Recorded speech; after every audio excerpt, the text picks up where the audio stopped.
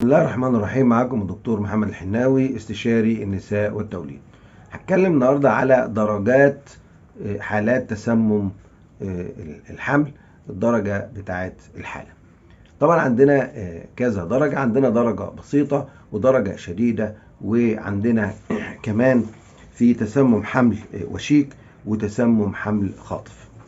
فتسمم الحمل البسيط بيبقى الضغط بتاعنا الانقباضي من 140 لحد 160، او الضغط الانقباضي اللي هو اللي تحت من 90 لحد 110.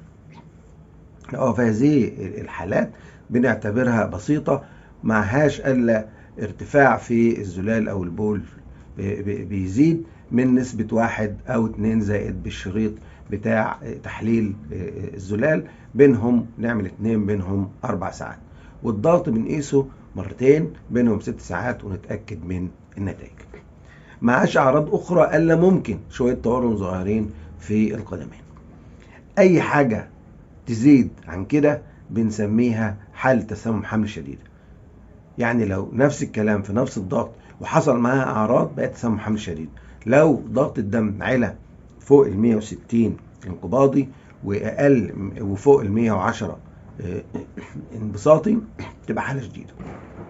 معاها أعراض تحليل الزلال ما بيبقاش بقى زائد أو 2، لا 3 في تحليل البول الزلال أو أكتر من كده.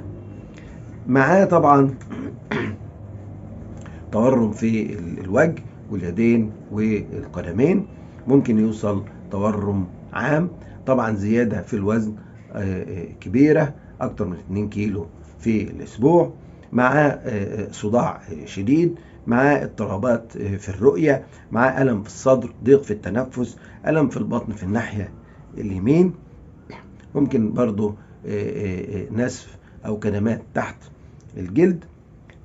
لما بنعمل تحليل بنلاقي وظائف الكبد قلنا بتبقى أعلى مرتين، وظائف الكلى كرياتينين بيعلى، وحمض البوليك لو عملنا الصفايح بتقل أقل من 100,000.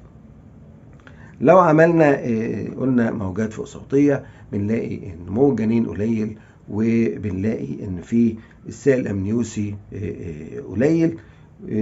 بعد كده في حاجة بقى بنسميها تسمم الحمل الوشيك، يعني لو ما تعالجش هيوصل لحالة تشنجات حمل قريب.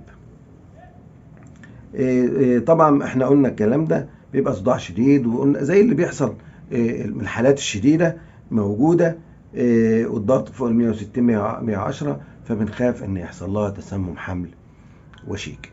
في حاجة بقى بنسميها تسمم حمل خاطف، يعني الضغط والأعراض ظهرت خلال ساعات، إنما الوشيك ده بتبقى إن الحاجات دي بتزيد خلال أيام.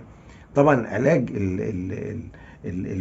تسمم الحمل الوشيك الولادة، وعلاج تسمم الحمل الخاطف الولادة السريعة بعد خفض الدم، وده حاجات عشان تمنع إن يحصل تشنجات وتولد ولادة سريعة لإنقاذ الأم والجنين. وشكرا.